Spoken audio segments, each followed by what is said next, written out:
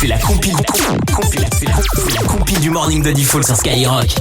Et ouais, tous les matins, on fait le tour de l'actu avec notre compile. Et ce matin, c'est nos bourrés. Rémi, et oui, ils sont là, ils ont bu. On a beau être confinés, on a toujours nos petites histoires. On s'était posé la question. Il y a toujours. Avant le premier confinement, mais est-ce que les gens vont continuer à boire, à faire des conneries? T'inquiète, ils vont multiplier même. Et c'est tout le temps en France. Et la réponse est oui. Et là, on reste en France. 100% française, notre compile. Numéro 3. Eh ben, on va aller se promener du côté de Montélimar. Un homme de 51 ans s'est promené sur le Bon Coin. Il cherchait une petite télé d'occasion et il la trouve. Donc au moment de venir la récupérer, le problème c'est qu'il s'est trompé d'adresse. Il était tellement bourré qu'il n'a pas su aller chez le vendeur en question.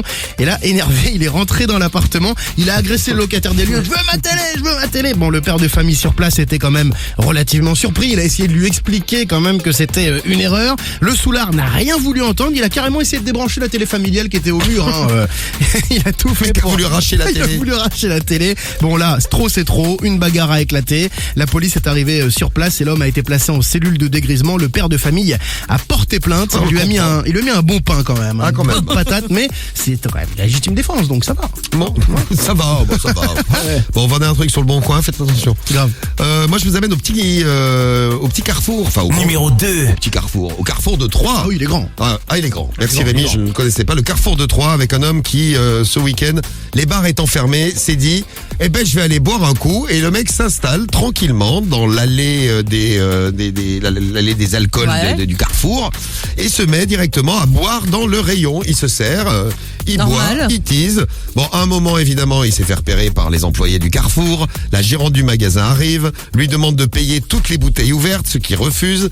Il s'énerve. À ce moment-là, évidemment, ils appellent la police arrive. Le mec s'était déjà barré, il avait réussi à se barrer en titubant. Bon, ils ont pu l'identifier évidemment grâce aux caméras de surveillance et à son passé judiciaire d'alcoolique qui était assez chargé, un peu comme lui d'ailleurs. Bon, très énervé, très excité, il a été hospitalisé avant d'être placé en garde à vue, histoire de décuver un petit peu. Ah bah oui. Et puis d'évacuer un petit peu tout ça. Et puis là, il va y avoir affaire à la police maintenant. Et on salue d'ailleurs tous ceux qui bossent dans les grandes surfaces. Surveillez vos rayons alcool.